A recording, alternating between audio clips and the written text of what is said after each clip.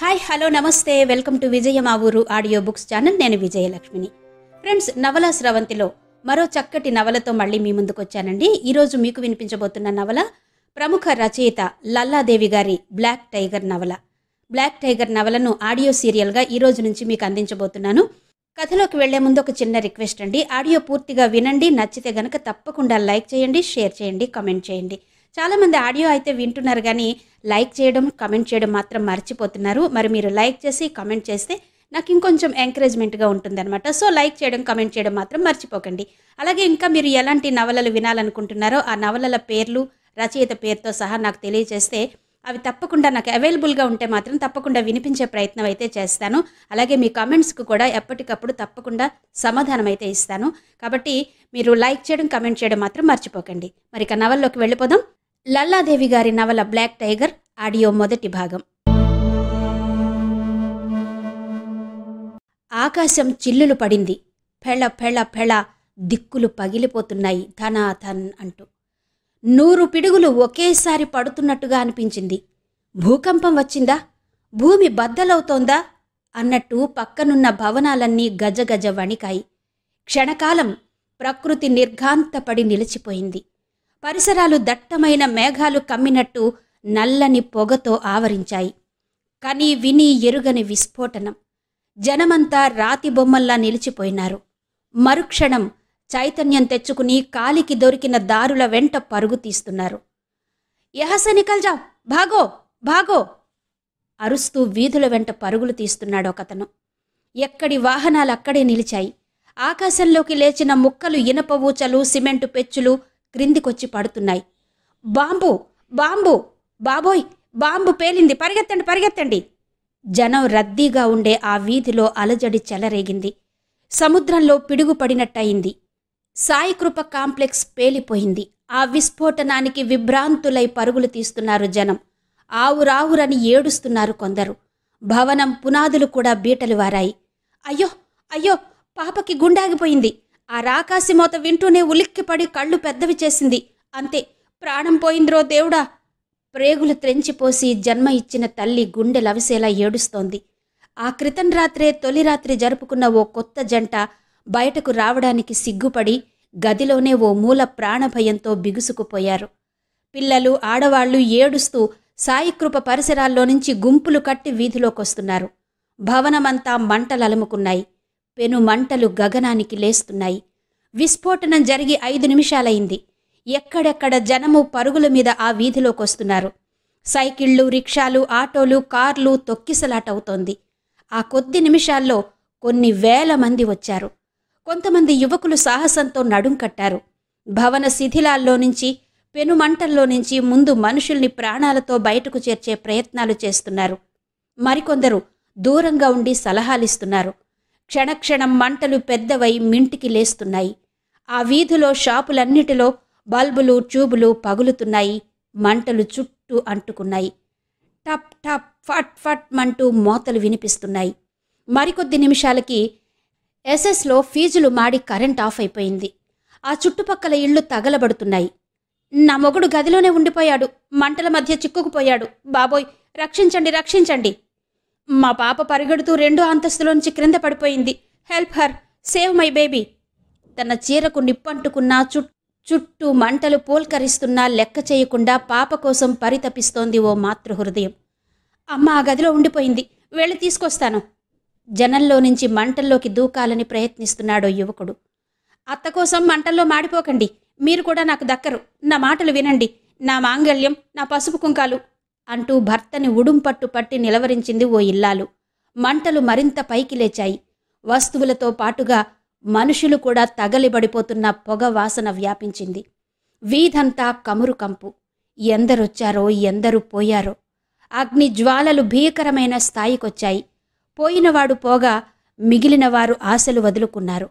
ఒకరిద్దరు సాహసించాలని ప్రయత్నించినా చూసేవారు వద్దంటున్నారు. కదలకుండా పట్టుకుంటున్నారు ఆపేందుకు. మంటలన్ని గదుల్లోకి వచ్చాయి, పోకండి, ఆ మంటల్లోకి పోతే మరెన్నటికీ తిరిగి రాలేరు. ఆ జ్వాల వైపు చేతులు చాపుతూ విలపిస్తున్నారు.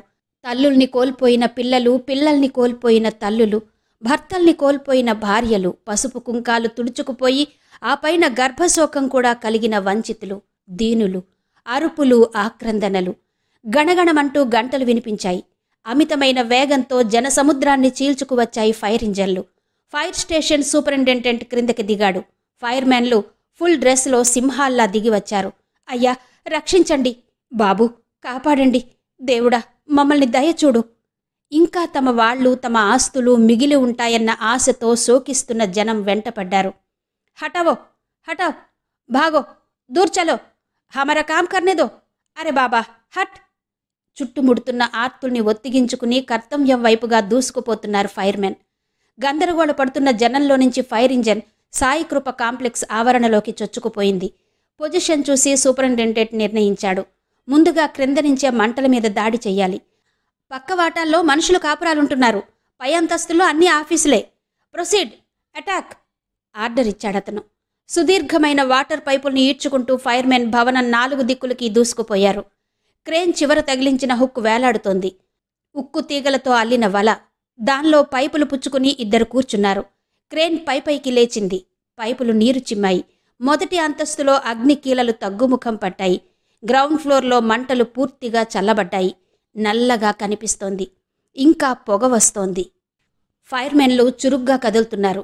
సగం కాలి నీటిలో తడిసి వికృతంగా తయారైన శవాల్ని తీసుకువచ్చి సాయికృప ముందున్న లాన్లో పచ్చగడ్డి మీద పడుకోబెడుతున్నారు వరుసగా. తమ వాళ్లని గుర్తించుకోవాలని, మిగిలినదేమైనా ఉంటే దక్కించుకోవాలని మిగిలిన వారు ఆరాటపడుతున్నారు. ఆ వలయంలో నుంచి దూసుకుపోవాలని ప్రయత్నిస్తున్నారు. కానీ సూపరింటెండెంట్ ఎవ్వరినీ అనుమతించలేదు. 2వ అంతస్తులో మంటలు అదుపులోకొచ్చాయి. 3వ అంతస్తు పూర్తిగా కుప్పకూలిపోయింది. గది గోడలు అన్నీ చిన్న చిన్న సిమెంటు పెచ్చులుగా పగిలిపోయాయి. కొన్ని కుర్చీలు, ఇనుప బీరువాలు ఎండుటాకుల్లా గాలిలోకి లేచి ఎక్కడెక్కడో పడ్డాయి. మంటలు పూర్తిగా అదుపులోకి వచ్చాక చుట్టూ చేరిన వేలాది జనంలో ట్రెండ్ మారింది. ప్రాణభయం తగ్గిపోయి వార్తలు, వివరాల కోసం ఆరాటం పెరిగిపోయింది. ఎందుకు చనిపోయారో, ఎవరు చేశారు, ఎలా జరిగింది? అదెలా తెలుస్తుంది భాయ్? ఎవరు చేశారో మహానుభావులు మారణహోమం సృష్టించారు. అటు చూడు, ఎన్ని శవాలో!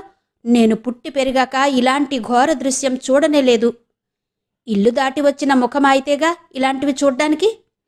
మరి ఇప్పుడెలా వచ్చానంటావు? ఇప్పటి సంగతి వేరు. కాళ్ళు కళ్ళు లేని కబోదులు కూడా వచ్చారు. అమ్మో, ఆ విస్ఫోటనం తలచుకుంటేనే గుండె బేజారవుతోంది. మీ మాటలు సరే, తొలగండి, తొలగండి, పోలీసులొచ్చారు, దారివ్వండి అరుస్తున్నారు. వెనక నుంచి జనం తప్పుకుని దారి ఇచ్చారు. ఏఎస్పీ విక్రమ్ నేరుగా ఫైర్ స్టేషన్ సూపరింటెండెంట్ దగ్గరకు పోయాడు. పలకరింపులు పూర్తయిన తర్వాత అడిగాడు, వాట్స్ ది పొజిషన్? మంటల్ని అదుపులోకి తెచ్చాం. చాలా ఘోరం సార్. ఎవ్వరినీ ప్రాణాలతో కాపాడలేకపోయాం. సారీ. ఆ శవాల్ని చూడండి. Yes, I will. ఇంకా మీరు చేయవలసిందేమైనా ఉందా? ఫ్లోర్లో స్ట్రాంగ్ రూమ్ లాకర్స్ కూడా బద్దలయ్యాయి. అక్కడింకా స్టీల్ పీసెస్ కాలుతున్నాయి. నా మనుషులు పనిచేస్తున్నారు. అదిగో చూడండి క్రేన్ మీద అన్నాడతను. ఏఎస్పీ విక్రమ్ తలెత్తి చూశాడు. ఫైర్ ఇంజన్ వెనక నుంచి పొడవుగా ఆకాశంలోకి సాగిపోతోంది క్రేన్. దానంచున స్టీల్ వలలో అయిపోయి వాటర్ ఛార్జితో స్ప్రేయింగ్ జరుగుతోంది. శ్రద్ధాపూర్వక కర్తవ్య పాలన వారిది. ఫైర్ యూనిట్, ఓహ్, ఎంత సహనవంతులు! మానవజాతికి ప్రాణాపాయంలో పిలవకుండా వచ్చి ఆదుకునే మహోన్నతులైన మిత్రులు, ఆర్తులకు ఆత్మీయులు. That's good. కింద అంతస్తులోకి పోవచ్చా? If it is possible, if you permit me అన్నాడు inspector. No sir, I can't permit you. జరిగింది చాలా హై పవర్ ఎక్స్ప్లోషన్. భవనమంతా బీటలు వారిపోయింది. పైగా మా వాళ్లు నీళ్లతో తడిసి ముద్ద చేశారు. ఏ క్షణంలో ఏ భాగం కూలిపోతుందో తెలీదు. నా మనుషుల్నే గదుల్లోకి ఎంటర్ కావద్దన్నాను. ప్రతి అంగుళంలోనూ ప్రమాదం, చాలా ప్రమాదం సార్. 24 గంటలు ఎవ్వరూ ఆ కప్పు కిందికి పోకూడదు. సారీ. Thank you. శవాల్ని నాకు అప్పగించండి చెప్పాడు పోలీస్ ఆఫీసర్. అలాగే 11 సగం కాలిన శవాల్ని పేలి కుప్ప కూలిపోగా మంటలు చల్లార్చిన భవనాన్ని ఏఎస్పీకి అప్పగించినట్టుగా కేసు వివరాలు వ్రాసి అప్పగించాడు. మరికొద్ది నిమిషాల అనంతరం తన మనుషులతో వెళ్లిపోయాడు ఆ superintendent. All of you fall in ఆజ్ఞాపించాడు ఏఎస్పీ. 20 మంది పీసీలు, 3 ఎస్ఐలు, ఓసీఐ అందరూ ఫాలిన్ అయ్యారు. బొమ్మల్లా నిలిచిపోయారు ఆదేశాల కోసం. అటెన్షన్! కరకర బూట్లు సర్దుకున్నాయి. నేను చెప్పేది జాగ్రత్తగా వినండి. భవనం పునాదులు కదిలాయి. పైగా నీళ్లతో తడిసి బరువెక్కిపోయి ఉంది. ఆ ఛాయలకు ఎవ్వరూ వెళ్ళవద్దు. Instructions number 1. నెంబర్ 2, పాత టౌన్ పీసీలందరూ జనం ముందుకు రాకుండా చూడండి. వాళ్ళు మాట్లాడుకుంటున్న ప్రతి మాట రికార్డ్ అయిపోవాలి. ఏం జరిగిందో, ఎలా జరిగిందో. నెంబర్ 3, 2 టౌన్ వాళ్ళు శవాల్ని గుర్తించి వారిని ముందుగా రప్పించి వివరాలు తీసుకోవాలి. ఎస్ఐలు గైడెన్స్ ఇస్తారు. ఫాలో అవుతున్నారా? హియర్ మీ. పొరపాటు జరిగితే క్షమించను. నెంబర్ 4, ఈ మహాజనంలో నుంచి భవనంలో నివాసం ఉంటున్న వాళ్ళని వేరు చేయండి. ఆ సంఘటన జరిగినప్పటి పూర్వాపరాలు సమీక్షించండి. జాగ్రత్తగా వివరాలు సేకరించండి. సిఐ గారు వింటున్నారా, నిద్రపోతున్నారా? ఎస్ సార్, మిమ్మల్ని ఫాలో అవుతున్నాను. That's good. Right turn. కరకర బూట్లు సర్దుకున్నాయి మళ్ళీ. Develop, disperse. ఎవరి పనుల మీద వాళ్ళు పరుగులు తీశారు. శవాల్ని చూసేందుకొచ్చాడు ఏఎస్పీ విక్రమ్. చూసేందుకు అతి ఘోరంగా, వికృతంగా, దారుణంగా ఉన్నాయి పరిస్థితులు. శవాల వంక చూస్తే మనసు వికలమవుతోంది. నూలుబట్ట తెచ్చారా? సార్, తెప్పించి కంట్రోల్ రూమ్లో పెట్టాం. వ్యాన్లో వేయడం మర్చిపోయాం సార్. నంగిగా సమాధానం చెప్పాడు. రాస్కెల్స్, ఎలా మర్చిపోయారు? 2 నిమిషాల్లో అది ఇక్కడ ఉండాలి. కన్నులెర్రపడ్డాయి పోలీస్ ఆఫీసర్కి. సార్, కారులో వెళ్ళినా 10 నిమిషాలు పడుతుంది. So what? వాజమ్మలా నన్ను చేతులు ముడుచుకుని కూర్చోమంటావా? Useless rogues. అంతా నాకు తెలీదు. 2 నిమిషాలు టైం ఇస్తున్నాను. నూలుబట్ట ఇక్కడ ఉండాలి. ఎస్ఐ వణికిపోయాడు. ఏఎస్పీ మరీ చిన్నవాడు, డైరెక్ట్ రిక్రూట్, వేడి రక్తం, ఏమైనా చెయ్యగలడు అని ఆలోచించి భయపడిపోయాడు. 25 సంవత్సరాల సర్వీస్తో తలపండిన ఎస్ఐ 2 క్షణాలు ఆలోచించాడు. సాయికృప కాంప్లెక్స్ పక్కనే ఉన్న డింగ్ డాంగ్ బట్టల షోరూంకి పరుగు తీశాడు వెపన్తో సహా. ఒక తెల్లని బట్టల తాను తీసుకుని బయటకు లగాయించాలని ప్రయత్నించాడు. ఏ క్యా గలత్ చల్తా హై బాబూ? షాపు యజమాని అడ్డుపడ్డాడు. ఏఎస్పీ సాబ్ ఆర్డర్, హటావ్. పడద్రోసుకుంటూ పరుగు తీసి 2వ నిమిషం 59వ సెకండ్లో సాబ్కి సెల్యూట్ కొట్టాడు ఎస్ఐ, నూలు వస్త్రాలతో సహా. That's good, proceed. శవాల వైపు నడిపించాడతను. కొట్టువాడి దురదృష్టం కాబోలు చాలా ఖరీదైన స్పీడ్ గుడ్డ తానొచ్చింది. దాన్ని 6 అడుగుల ముక్కలుగా చింపి శవాల మీద కప్పడం ప్రారంభించాడు. మనసు కలలో పడే దృశ్యమది. అప్పటికే జనంలో నుంచి సాయికృప చుట్టుపక్కలలో అద్దెలుకుంటున్న వాళ్లు వేరు చేయబడ్డారు. కొన్ని శవాలు గుర్తించేందుకు వీలుగా ఉన్నాయి, కొన్ని గుర్తుపట్టలేనంతగా మాడిపోయి మసిబొగ్గుల్లా తయారయ్యాయి. ప్రమాదం ఎలా జరిగింది? అప్పటికే జనంలో నుంచి వస్తున్న న్యూస్ రిపోర్టర్స్ని దూరంగా పంపారు. అప్పుడు 9 గంటలయింది. ఆఫీసులకు వెళ్లే టైం కదా. అందరూ ఎవరి పనుల్లో వాళ్ళున్నారు. హఠాత్తుగా కొండ చర్యలు విరిగి పడుతున్నట్టు పెద్ద శబ్దమైంది సార్. కరెంటు తీగలు ఉన్నంత మేర భవనంలో ఎక్కడికక్కడే మంటలు లేచాయి. బయటకొచ్చి చూస్తే శ్రావణ మేఘాలు నేల మీదికి దిగి వచ్చినట్టు నల్లటి పొగ ఆవరించింది. భవనం 3వ అంతస్తు కుప్ప కూలిపోయింది. ఎవరికీ ఏమీ మిగలలేదు. అంతా శ్మశానమే. బావురుమన్నాడు సమాధానం చెప్పిన వ్యక్తి. Control your self. టెల్మీ, పై అంతస్తులో ఎవరుంటున్నారు? ఓదారుస్తూ అడిగాడు ఏఎస్పీ విక్రమ్. ఆ ఫ్లోర్లో ఎవరూ కాపురాలుండడం లేదండి. అది state bank of India. Time కాలేదు, ఎవరూ రాలేదు. 10ంటికి తెరుస్తారు. విక్రమ్ నేత్రాలు విచ్చుకున్నాయి. కనుబొమ్మలు పైకి లేచాయి. దూరంగా ఓ చెట్టు కింద నిలబడి అంతా కోల్పోయినట్టు శూన్యంలోకి చూస్తున్నాడు ఓ యువకుడు. అతన్ని చూడగానే విక్రమ్కి చాలా జాలిగా అనిపించింది. బాగా కృంగిపోయినట్టుగా కనిపించాడతను. హడావిడిగా నడుస్తూ అక్కడికి చేరుకున్నాడు. See my friend, tell me your name అని అడిగాడు మృదువుగా. ఎస్ జయసింహ, కలలో మాట్లాడుతున్నట్టుగా చెప్పాడతను. ఎందుకంత నిరాశగా చూస్తున్నావు? ఈ ప్రమాదంలో మీ వాళ్ళెవరైనా పోయారా? పోయేందుకు నాకెవరున్నారని. I am alone. మరెందుకలా దిగులు పడ్డావు? If you are so merciful, please tell me, state bank of ఇండియాలో స్ట్రాంగ్ రూమ్ పగిలిపోయిందా? అవును, పగిలిపోయింది. Very powerful explosion. లాకర్స్ కూడా పగిలాయా? You are so poor. Strong room పగిలితే లాకర్లు పగలవా? చెప్పాడు పోలీస్ ఇన్స్పెక్టర్. రుక్ జావ్, కౌన్ హో తుమ్? అందర్ నై జా సక్తా. ఏఎస్పీ సాబ్ని చూడాలి. Let me go. దొరగారిని చూడాలంటే ముందే అపాయింట్మెంట్ ఉండాలి. అలాంటిదేమీ లేదు, నన్ను పోనివ్వు. బతాదియా, సంజానై?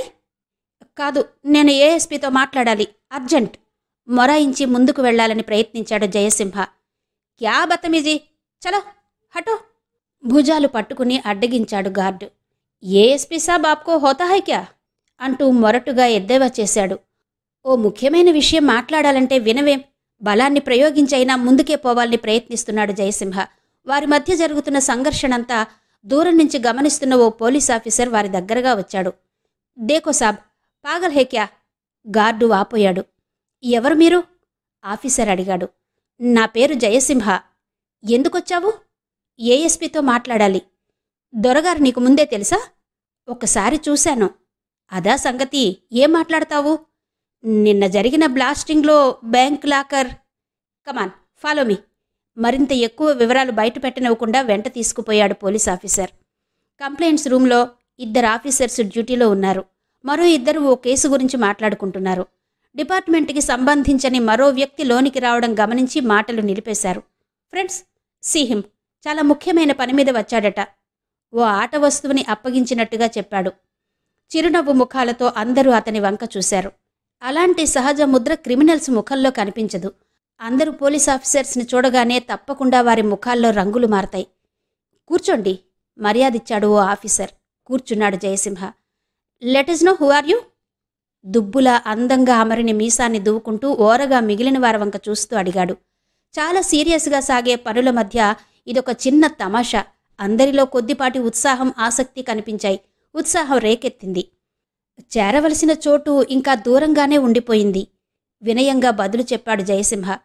So you like to see assistant superintendent సాబ్, అంతేనా? Yes, that's my request and that's all I need. Is it? కనుబొమలు ఎగరవేశాడు. మిగిలిన వారు పెదవుల చాటున నవ్వుకుంటున్నారు. Shall we know your need? నేరుగా పంపడం ఎలా? అందుకని అడిగాడు పోలీస్ ఆఫీసర్.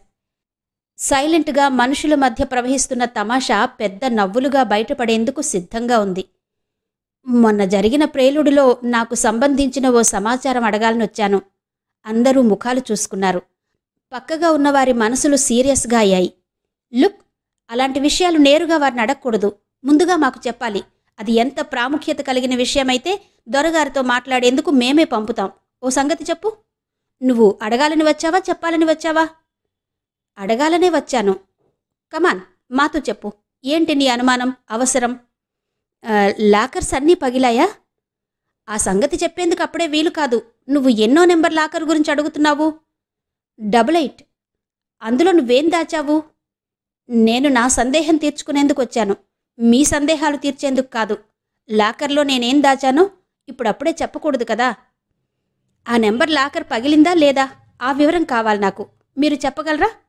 అనుకోని విధంగా ఎదురైన విసుగు. కొద్దిగా షాక్ అయినట్టు కనిపించారు పోలీసులు. అది చాలా కాన్ఫిడెన్షియల్ మ్యాటర్. వివరాలు దొరగారి దగ్గరే ఉన్నాయి. అందుకే మరి వారిని చూడాలన్నాను. ఎమ్ ఐ రైట్? చిరునవ్వుతో అందరి వంక చూశాడు జయసింహ. చాలా అమాయకంగా కనిపించాడు. లోపలికొచ్చాడు. మాటల మధ్య హఠాత్తుగా రాటు తేలిపోయాడు. ఘనుడే. ఆఫీసర్స్ పెదవుల చాటున పొంచి ఉన్న చిరునవ్వులు అలాగే మాయమయ్యాయి, షాక్ అయినట్టుగా. ఒకరి ముఖాలొకరు చూసుకున్నారు. వెనుక నుంచి క్లాప్స్ వినిపించాయి. ఉలిక్కిపడి లేచాడు జయసింహ.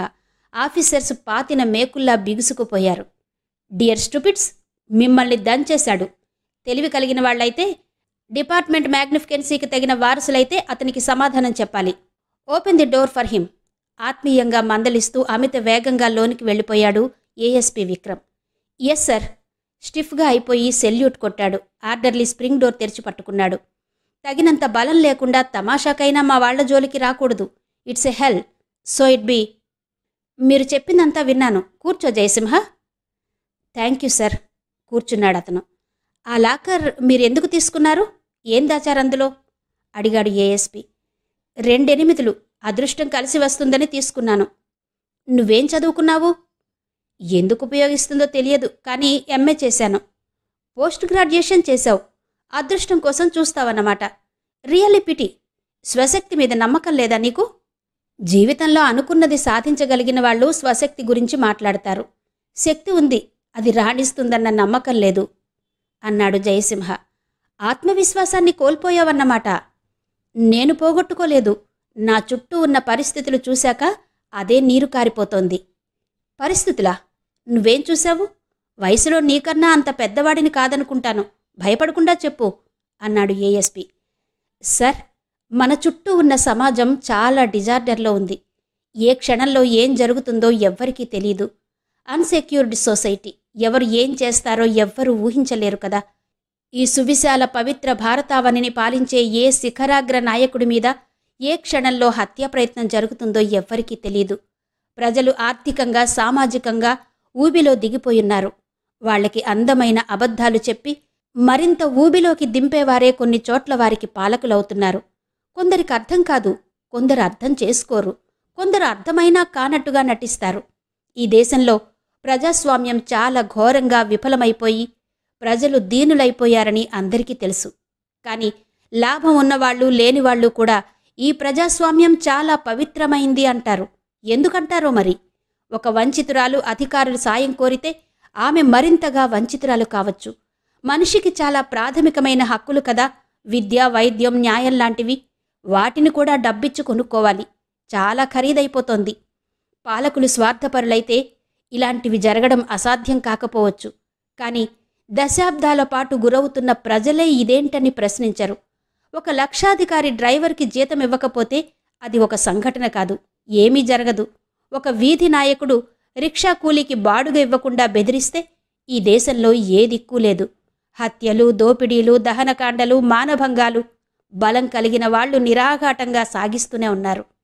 నేను చెప్పిన దాంట్లో ఏ ఒక్క అక్షరమైనా అబద్ధం ఉందంటారా? ఇదంతా మనం రోజు చూస్తున్నది కాదా అని ఉద్వేగంగా ప్రశ్నించాడు జయసింహ. అతడు తన సమస్యల్ని వ్యక్తిగతంగా కాదు, సామాజిక న్యాయంతో కలబోసి ఆలోచిస్తున్నాడు. ఇలాంటి ఆలోచనలు సఫలం కావడం జరగదు. ఒకవేళ అలా జరిగితే ఎంత అద్భుతమైన ఫలితాలుంటాయో ఊహించగలిగాడు ఏఎస్పీ విక్రమ్. అడ్మైరింగ్గా అతని కళ్ళు మెరుస్తున్నాయి. మరి ఎలా జరిగితే బావుంటుందంటారు అన్నాడు. సంఖ్యాబలం కలిగిన వాళ్ళు లేని వాళ్ళని, తెలివి కలిగిన వాళ్ళు అది లేని వాళ్ళని మోసగించడానికి వీలు లేని వ్యవస్థ ఒకటి రావాలి. అందాక మనిషి గతి ఇంతే. మరి అటువంటి వ్యవస్థని ఎలా తీసుకురావచ్చంటారు అడిగాడు ఏఎస్పీ. ప్రకృతికి సమీకరణ శక్తి ఉందంటారు కదా. తరతమ భేదాల అంతరాల్ని అదే స్వయంగా సమన్వయం చేసుకుంటుంది. బ్యాక్టీరియా, ఫంగస్, వైరస్, ఈస్ట్ లాంటివి కోటానుకోట్లుగా పెరుగుతాయి. వాటిని ప్రకృతి కంట్రోల్ చేస్తుంది. ప్రకృతి సృష్టిస్తుంది, రక్షిస్తుంది. పురుగుల్ని కప్పలు తింటాయి, కప్పల్ని పాములు తింటాయి, పాముల్ని కొన్ని దేశాల వాళ్ళు తినేస్తారు, మిగిలిన వాళ్ళు చంపుతారు. అలా ప్రకృతి దానిలో అంతర్భాగాలైన ప్రాణులు ఈక్వేషన్ని కాపాడుకుంటాయి. మన చుట్టూ ఉన్న వాతావరణం అలాంటి పరిస్థితుల్లోనే మారాలేమో. అందాక శక్తికి రాణింపు ఉండదు, విశ్వాసానికి సార్థకత ఉండదు. అందుకే నేను అదృష్టం మీద ఆధారపడడాన్ని అవమానం అనుకోను. మీరు అదృష్టవంతులు, నేరుగా ఏఎస్పీ ఉద్యోగం సంపాదించగలిగారు. ఆ కారణంగా నా అభిప్రాయం పొరపాటని మీరు అనుకోవచ్చు అన్నాడు జయసింహ. నోనో మై ఫ్రెండ్, ఈ ఉద్యోగం నాకు ఎలా వచ్చిందో నాకు తెలుసు కదా. మీరు పొరపడుతున్నారని అనుకోను. Come to the point. Lockers చాలా మందికున్నాయి. వాటిలో చాలా విలువైన వస్తువులు ఉండి ఉంటాయనడంలో సందేహం లేదు. గ్లాసింగ్ జరిగిన తర్వాత అక్కడకు మొదటగా వెళ్ళి వారిని చూసింది నేను. దొరికిన బంగారం, డాక్యుమెంట్స్ అన్నీ భద్రంగా దాచి ఉంచాను. డోంట్ వర్రీ, రహస్యంగా ఉంచాను. అందరికీ ఆసక్తి ఉంటుంది తెలుసుకోవాలి అని. కానీ ఎవరూ సాహసించి నేరుగా నా దగ్గరకు రాలేదు అన్నాడు ఏఎస్పీ. మరికొంతకాలం ఆగేందుకు వారికి అవకాశం ఉందేమో. నాకలాంటి అవకాశం లేదు సార్. జయసింహ ముఖం సీరియస్గా అయింది. దిగులు తాలూకా నీలి నీడలు తారాడుతున్నాయి. అలా అయితే మీకు ప్రత్యేకమైన ఏర్పాటు చేయిస్తాను. మీవి నగలా, డాక్యుమెంట్లా? వాటి వివరాలు చెప్పండి. పరిశోధనకి అభ్యంతరకరం కానివైతే వెంటనే మీకు అందే ఏర్పాటు చేయిస్తాను అన్నాడు ఏఎస్పీ. Thank you sir. 88 పేలిపోయిందా? అవును, 3 వరుసలు బద్దలయ్యాయి. 71 నుంచి 99 వరకు. 88 ఈ సంఖ్యలన్నిటినీ ఇంచుమించు కేంద్రం అనుకోవాలి. చాలా ఫైల్స్ తగలబడ్డాయి. మీకు ఎలాంటి వస్తువులు దొరికాయి? Too much. అయినా చెప్తాను, నాతో ఇంకా ఎక్కువసేపు మాట్లాడతావు. ఈసారి రిస్ట్ వాచి వంక చూసుకున్నాడు ఏఎస్పీ. బంగారం ఏమైనా దాచుకున్నారా అడిగాడు. నో సార్, అంతకన్నా విలువైందే దాచుకున్నాను. డాక్యుమెంట్లున్నాయా? అలాంటివేమీ కాదు సార్. కొన్ని సర్టిఫికెట్స్ దొరికాయి. వాటికి విలువేముంది? అలాంటివి దాచుకునేందుకు 1000 రూపాయలు అప్పు చేసి లాకర్ తీసుకోను అన్నాడు జయసింహ. అవి తప్ప ఇతర వస్తువులేవీ దొరకలేదు. ఏఎస్పీ అతని ముఖంలోకి పరిశీలనగా చూశాడు. భూమిలోకి కృంగిపోయినట్టుగా కనిపించాడు జయసింహ. అతని ముఖం వాలిపోయింది. కన్నులు చెమరించాయి. దుఃఖం వల్ల పెదవులు వణుకుతున్నాయి. యుసీ యంగ్ మెన్, భయపడకుండా నువ్వేం పోగొట్టుకున్నావో చెప్పు. వీలైతే వాటిని గురించి మరికొంత శ్రద్ధ తీసుకుంటాను. నువ్వు నమ్ముకున్న అదృష్టం కలిసొస్తే అవి దొరుకుతాయేమో విక్రమ్ అతని వంక జాలిగా చూశాడు. జయసింహ పాతాళంలోకి చొచ్చుకుపోయి ఉన్నాడు. అతని ఆశలన్నీ నిరాశలైనాయి. చివరి క్షణంలో ఆశలు అడుగంటాయి. చెప్పుకునేందుకు ప్రపంచంలో ఎవరున్నారు? సర్, భాగ్యవల్లి బంపర్ లాటరీ టికెట్ లాకర్లో దాచాను. తన సర్వస్వాన్ని కోల్పోయిన కంఠస్వరంతో చెప్పాడు జయసింహ. మీలాంటి వాళ్ళు అనవలసిన మాటలేనా ఇవి? అన్నాడు నవ్వుతూ ఏఎస్పీ. సర్, నా అవసరం తీర్చుకునేందుకు అదొక్కటే మిగిలి ఉన్న దారి. ప్రయత్నించటం మానవ లక్షణం కదా. జయసింహ సమాధానం. ఆకలికి తట్టుకోలేని ఓ కుర్రాడు రొట్టె ముక్క దొంగిలిస్తే అది చట్టరీత్యా నేరం. ప్రపంచంలోని మురికినంతా అసహ్యన్నంతా భరించి బిడ్డల కడుపు నింపాలని ఓ మాతృమూర్తి వ్యభిచారం చేసిందనుకోండి, అది నేరం, జైల్లో పెడతారు. కానీ దురాశపరులుగా సోమరులుగా మార్చి జాతి అభ్యుదయానికి ఆటంకం కలిగించే లాటరీ టికెట్ కొనడం చట్టరీత్యా నేరం కాదు. ప్రభుత్వమే స్వయంగా లాటరీ టికెట్లు ముద్రిస్తోంది, అడ్వర్టైజ్మెంట్లు చేస్తోంది. గాంధీ సిద్ధాంతాలు అందరూ వల్లిస్తారు. కాంట్రాక్టుల్ని బహిరంగంగా వేలం వేస్తారు, గెజెట్లో ప్రకటిస్తారు. ఆదాయం కోసం అనేక ప్రభుత్వాలు అలా చేస్తున్నాయి. నాకు అర్జెంటుగా 5 లక్షలు కావాలి. అందుకే ఒక లాటరీ టికెట్ కొన్నాను. తప్పంటారా? అన్నాడు జయసింహ. ఆశించడం తప్పు కాదు, అందుకోసం చట్టరీత్యా ప్రయత్నించడము తప్పు కాదు. కానీ లాటరీలో 10 లక్షలు నీకే వస్తాయని నమ్మకమేంటి? అన్నాడు ఏఎస్పీ. చెప్పాను కదా, ఇది నా చివరి ప్రయత్నం. మీకు అర్జెంటుగా అంత డబ్బు కావాలా? అవును, కావాలి. ఆశ తీరిపోయింది. నువ్వు బ్యాంక్లో డిపాజిట్ చేసి ఉండాల్సింది. ఫలితాలు వచ్చాక చేద్దామనుకున్నాను. బ్యాంకు నష్టపరిహారం చెల్లించదా? ఆ విషయం నేనింకా తెలుసుకోలేదు సార్. అయితే ఒకసారి బ్యాంకు మేనేజర్ని కలవండి. మీకు డబ్బుతో అంత అవసరమేంటి? అడిగాడు ఏఎస్పీ. ఒక్క ప్రశ్నకు నేను సమాధానం చెప్పలేను సార్. ఎక్స్క్యూజ్ మీ, నాతో మాట్లాడేందుకు ఎక్కువ సమయం లేదన్నారు, కానీ మీరే మాటలు పెంచుతున్నారు. Thank you for your kind cooperation. Thank you and నమస్తే. ఇక ఎటువంటి మాటలకు అవకాశం లేకుండా లేచి నిలబడ్డాడు జయసింహ. ముక్కుకు సూటుగా పోయి ముఖం గోడకేసి గుద్దుకునే రకం మనిషి. నవ్వుకుంటూ చెయ్యందించాడు విక్రమ్. జయసింహ బయటపడ్డాడు. నేరుగా శ్రీవన దుర్గాంబ ఏజెన్సీస్ దగ్గరకు పోయాడు. కౌంటర్లో కూర్చుని ఉన్న కోటిలింగం అందంగా నవ్వాడు. టికెట్ కావాలా సార్? సిరీస్కు 1 చొప్పున ఇయ్యండి. మీ పెట్టుబడికి హామీ, సౌభాగ్యవల్లి మీ జీవితానికి పురోగామి అన్నాడు టికెట్స్ బంచువంక చూపుతూ. కోటిలింగం, ఓ టికెట్ కొన్నాను, పోయిందోయ్ అన్నాడు జయసింహ. ఇంకా 4 తీయండి సార్, ఈసారి అదృష్టం మిమ్మల్ని నడిపించొచ్చు అన్నాడు కోటిలింగం లాటరీ భాషలో. జయసింహ జేబులు వెతికాడు. ₹1 కూడా లేదు. ఇంతవరకు లల్లాదేవి గారి బ్లాక్ టైగర్ నవల ఆడియో మొదటి భాగం విన్నారు కదా. మిగిలిన కథ తర్వాతి భాగాల్లో వినిపిస్తాను. మరి యథాప్రకారం ఈ ఆడియోని తప్పకుండా లైక్ చేసి షేర్ చేసి మీ కమెంట్స్ కూడా నాకు తెలియజేస్తారు కదూ. మరి నెక్స్ట్ పార్ట్లో మళ్ళీ మీ ముందుంటాను.